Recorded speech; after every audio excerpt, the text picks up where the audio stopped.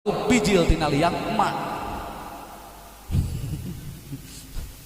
Ya, belum jadi manusia. Kalau siapa saya manusia, nah itu baru manusia namanya, jelas. Tapi apa tujuanmu? Terserah Allah. Saya diciptakan sebagai manusia adalah sebagai khalifah di muka bumi. Tentunya hidup saya menuju kepada keridhaan dan cintanya Allah. Itu baru manusia namanya. Tapi kalau ditanya pengen apa kamu? Pengen kayak orang-orang, berarti hidupmu belum jelas, remeng-remeng.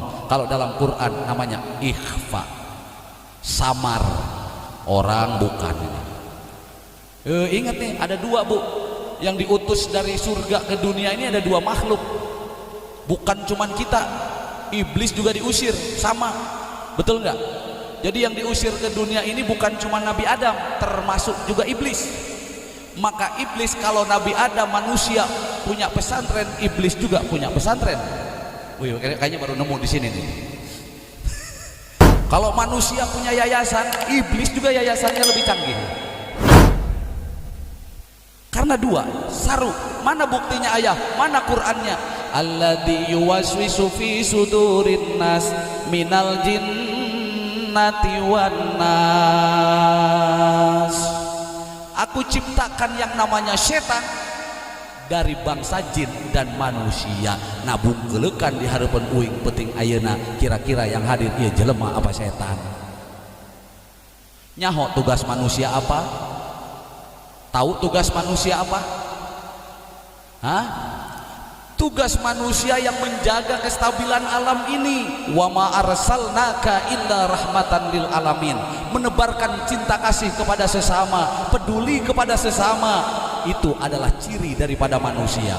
Tapi tatkala kebencian yang disebar, iri, hasud dan dengki yang disebar, berarti bukan manusia. Itu sebaliknya adalah, saya nggak ngomong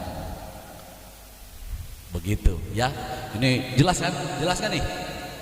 Jelas kan nih? Jelas, sudah, jangan diperpanjang. Jadi di dunia ini ada dua kelompok, ada dua kerajaan. Hati-hati kalian. Tuh.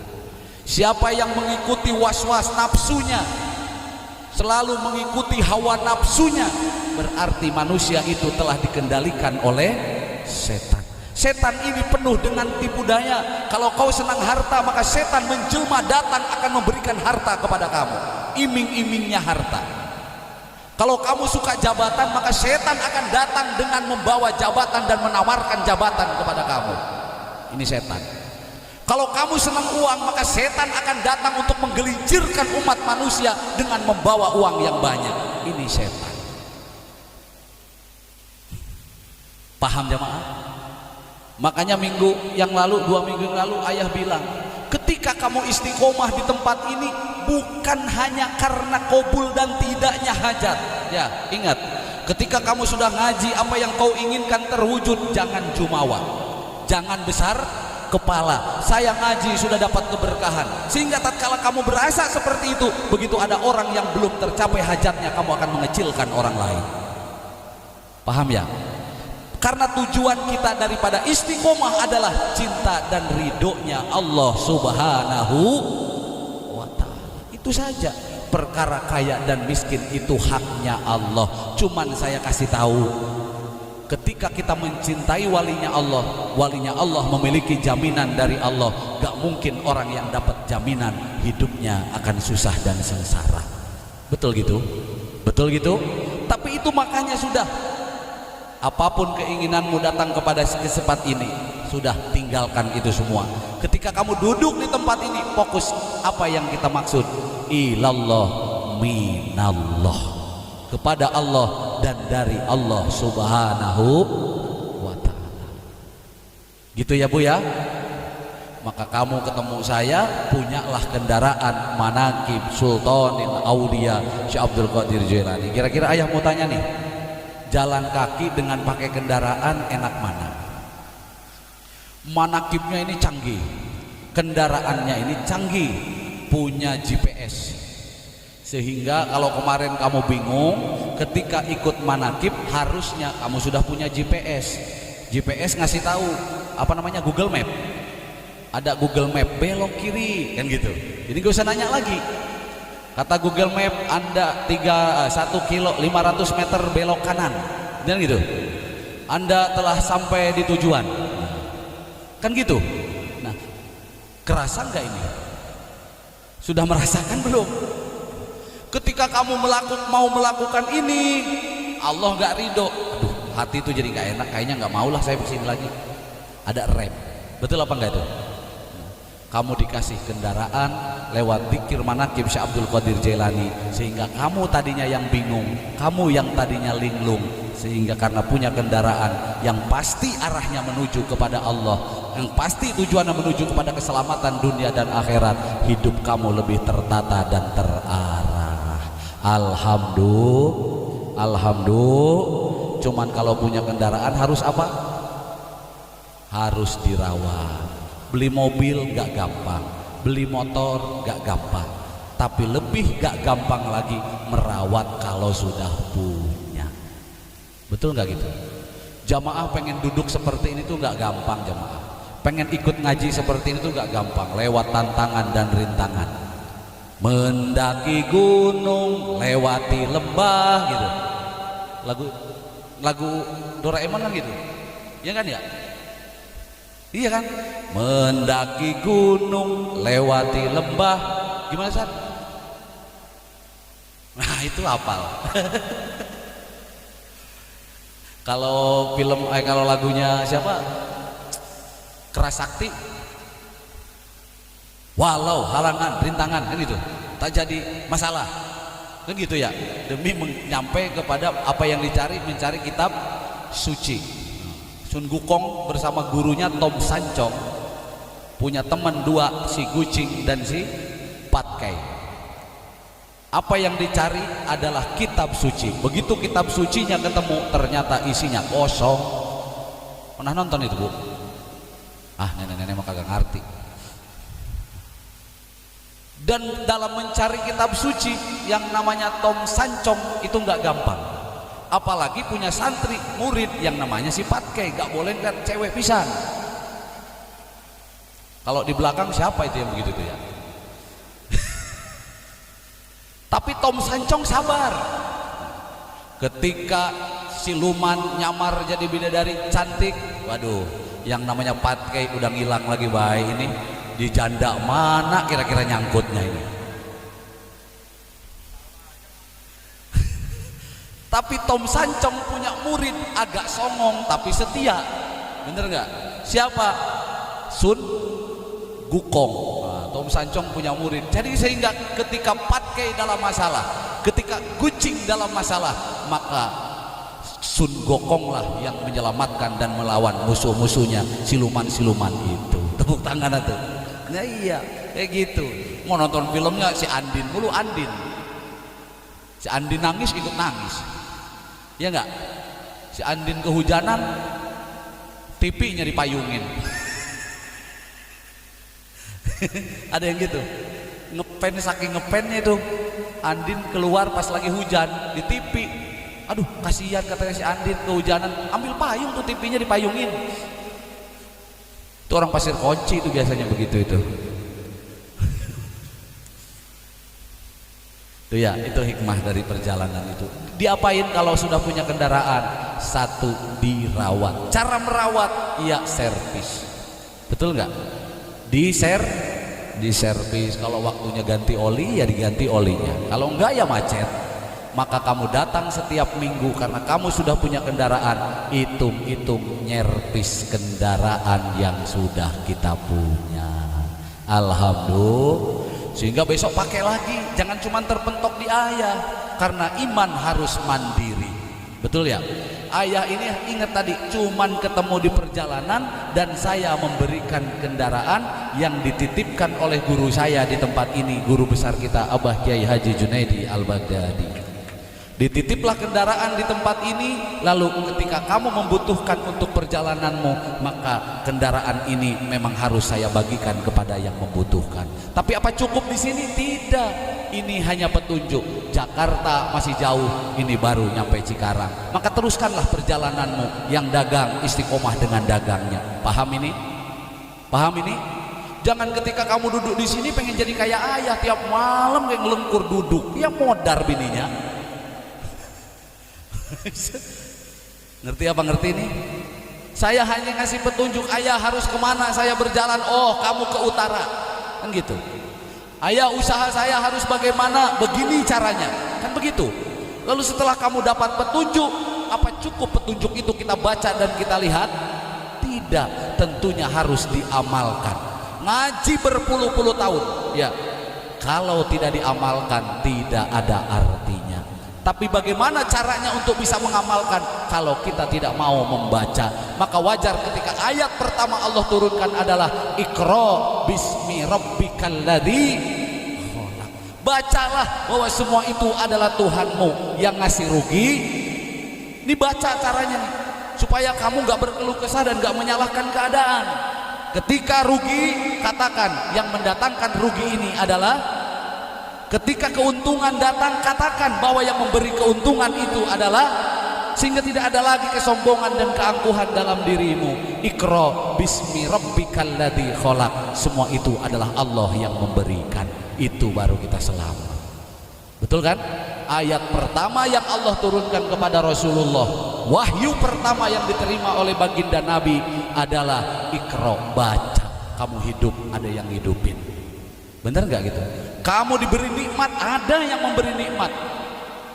Maka di dunia ini kalau kata Kiai Haji Zainuddin MZ, orang yang paling hidupnya senang itu tukang parkir. Bener gak? Orang yang paling senang hidupnya itu tukang parkir. Coba kamu lihat tukang parkir, penuh mobil di parkiran. Begitu diambil gak marah dia, santai aja. Marah gak? Avanza diambil, diam aja, nyengir aja dia, prit, malah dibantuin, ayo udah ambil. Bener nggak? Ketika dititip ya tungguin, panas ya panas, hujan ya hujan, dia tunggu ketika dititip. Tapi ketika diambil sama yang punya, ada tukang parkir ngamuk-ngamuk? Ada. Sampai parkiran yang luasnya 3000 meter, lahan kosong semua, tukang parkir nyengir. Bener gak? Alhamdulillah, mobil motor udah kosong, diambilin semua. Tugas tanggung jawab saya selesai. Alhamdulillah. Malah berucap alhamdulillah. Ngerti maksudnya? Kenapa demikian? Karena tukang parkir tidak merasa kepunyaan dia, tidak merasa memiliki, bahwa semua yang ada, mobil yang bagus, mobil yang mahal, motor yang bagus, motor yang mahal, tukang parkir hanya merasa ini adalah titipan. Betul gitu? Kadang-kadang kita baru punya sepeda aja udah gak bisa tidur kalau belum pulang. Ayam belum pulang-pulang, dicariin sampai gak bisa tidur gara-gara ayam. Ada yang begitu, Mak. Giliran anak perawannya gak pulang-pulang, kagak dicari. Gara-gara disogok sama pacarnya pakai martabak. Udah neng, katanya temenin tuh ganteng ini mah cowoknya, mobilnya juga bagus, hidup lu pasti seneng. Disogok dah pakai martabak. Gak tahu dia kalau di puncak, anaknya dibawa ke puncak, habis martabak anaknya diacak-acak.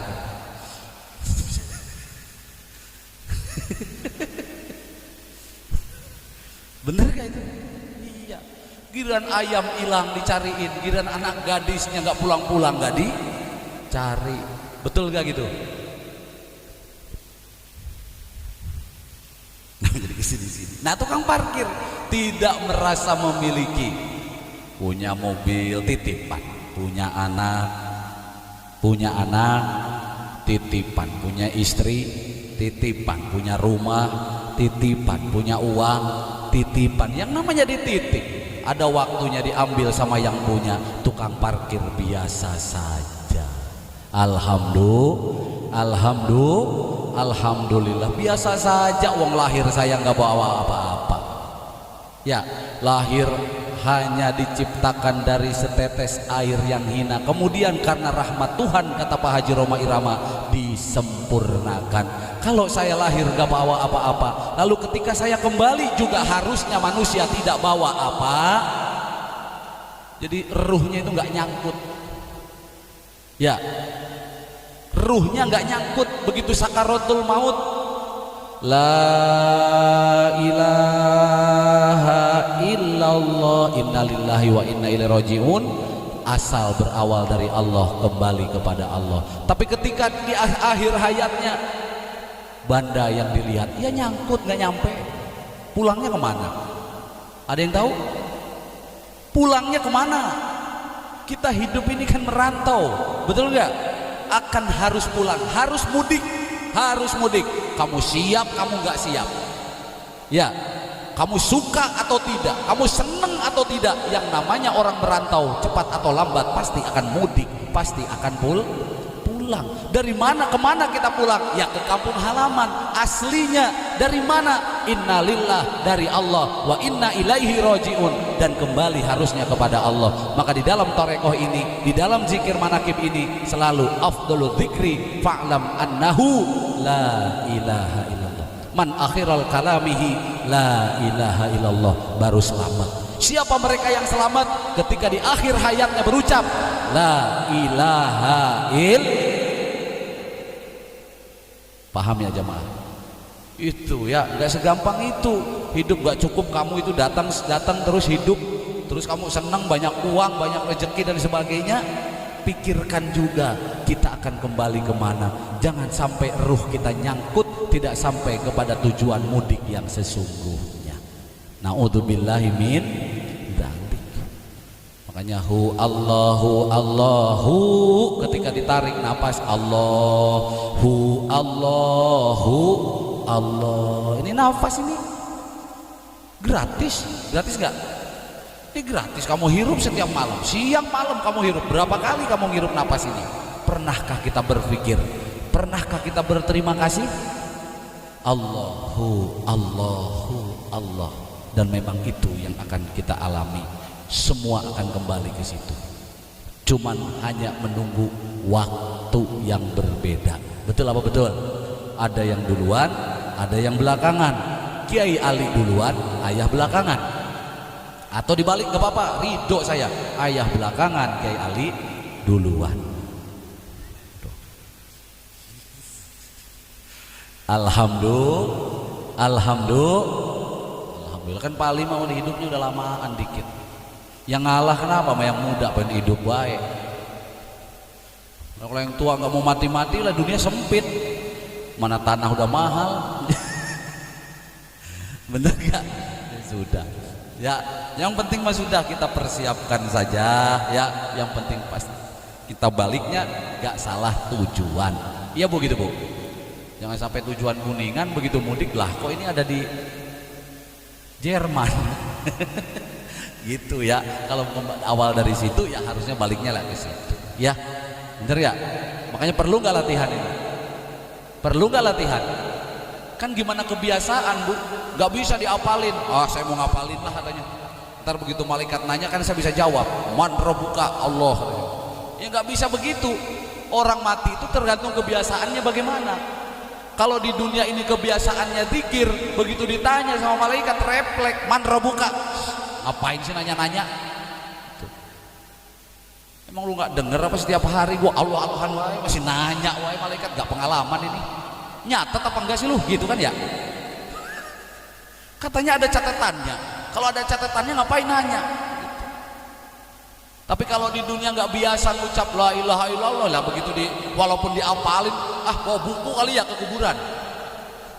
Ke kuburan bawa buku, bawa kertas sajalah katanya. Apa? Supaya nanti malaikat nanya, saya bisa ambil kertas. Man robuka. Nggak bisa gitu. Gimana kebiasaannya? Kalau biasanya masang togel, begitu mati, man robuka 76 gitu.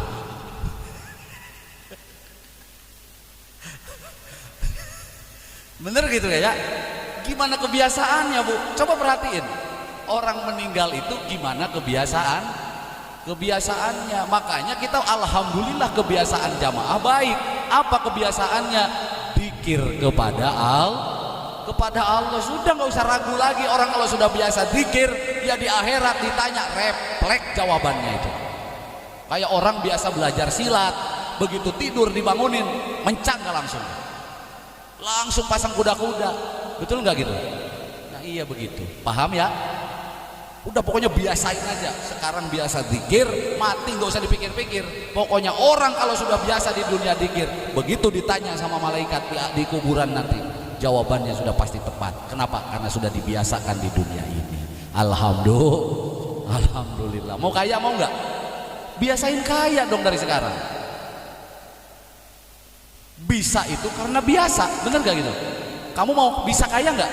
Bisa kalau kamu dibiasakan kaya. Bagaimana biasanya orang kaya? Kalau biasanya orang kaya, ada nggak orang kaya yang nangis karena nggak punya duit? Nah kalau nggak ada ya kamu jangan nangis lagi. Siap itu? Ada nggak orang kaya yang ngeluh-ngeluhan? Nggak ada. Belajar cara orang kaya seperti apa. Ada nggak orang kaya iri? Ada nggak orang kaya iri? Nggak ada. Kalau masih iri berarti masih miskin. Orang kaya nggak iri. Orang punya mobil saya punya, ngapain saya iri? Betul nggak? Orang rumahnya bagus, rumah saya juga bagus, kenapa harus iri? Nah kalau kamu ingin hidup kaya, belajar membuang sifat iri, hasut dan dengki dalam diri kamu. Belajar jadi orang kaya, itu baru benar. Pengen jadi orang kaya tapi nggak mau latihan, latihan dong. Biarin tinggal kayak ayah di kampung begini, ya berada di kebun pinggir makam, tapi rasanya saya di cendana gitu. Bener gak gitu? Rasanya ada di sono. Biarin motornya ngebul nggak apa-apa, dipakai ngebul, knalpotnya ngebul, nggak apa-apa. Orang melihat kita orang susah, tapi rasamu seakan-akan bawa motor butut itu, kamu naik mobil Hammer. Wih, luar biasa. Sehingga kesulitan sudah tidak kamu rasakan lagi. Inilah proses perjalanan hidup.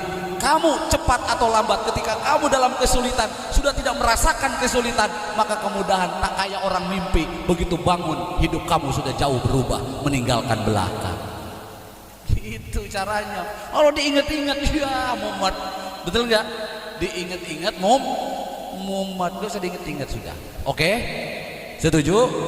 Sudah. Ya, alhamdulillah. Ya, mudah-mudahan jamaah manaqib termasuk ayah dan keluarga santri dan semua imam-imam manaqib ini selalu berada dalam taufik dan hidayahnya Allah, sehingga diselamatkan hakikat iman dan Islam kita fid dunya wal akhirah. Al-Fatihah.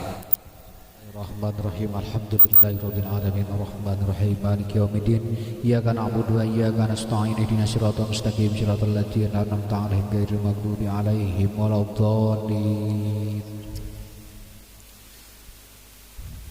Ayah mau ngecor atas ya, tiang-tiang atas, bantuin ya jamaah ya. Mau bantuin nggak? Bosen nggak? Kan judulnya belajar orang kaya. Orang kaya nerima apa ngasih? Orang kaya nerima apa ngasih? Mau jadi kaya? Kalau mau jadi kaya harus ngasih, jangan nerima. Iya kan? Mau bantu ya? Jadi yang kemarin saya sudah beli besi juga itu. Sudah ada berapa buat lantai 2 ya, tinggal pasirnya juga sudah ada itu dua dump truck ya, 2 dump truck, terus tinggal paling semen ya, perlu semen ya, makanya bantuin ya. Buat apa ya? Buat bikin tempat sholat dan ngaji santri di lantai 2-nya. Mau bantuin? Mudah-mudahan udah gak usah hitung-hitungan sama Allah lagi ya. Siap nggak? Kalau orang beramal 1 dibalas 70, udah gak usah dibahas lagi lah. Pokoknya kita berbuat aja, lillah billah rasul bir rasul. Sudah ada yang hitung, Allah yang hitung. Pokoknya kita berbuat aja. Yang penting kita ikhlas, ridho, lillah billah. Harta yang Allah berikan kepada kita di tempat ini disalurkan, alhamdulillah, walaupun sedikit ya Allah, rezeki yang saya punya bermanfaat untuk agama panjenengan. Karena belum tentu orang yang uang banyak berkah seperti jamaah. Bener gak? Belum tentu. Tapi jamaah kadang penghasilannya sedikit masih dipakai dan digunakan untuk perjuangan agama. Berarti rezeki yang kamu punya ini berkah. Seneng apa enggak? Seneng gak? Berkah. Ngaji bisa, sodakoh bisa, di rumah cukup, berkah ya? Sadar gak di sekarang? Coba pikir-pikir deh, bener gak? Padahal kalau diingat-ingat buat sehari-hari aja kadang pontang-panting. Ada yang gitu? Kadang ada, kadang enggak. Tapi kok saya bisa sedekah ya? Hebat enggak tuh? Hebat. Kalau bukan gerakan Allah, jamaah enggak bakal bisa. Enggak bakal bisa. Maka hidup jamaah manaqib luar biasa. Hidup buat diri kalian saja sudah pas-pasan, tapi bisa bikin pondok. Wah, hebat bener. Alhamdulillah. Yuk jalan ya. Salatullah salam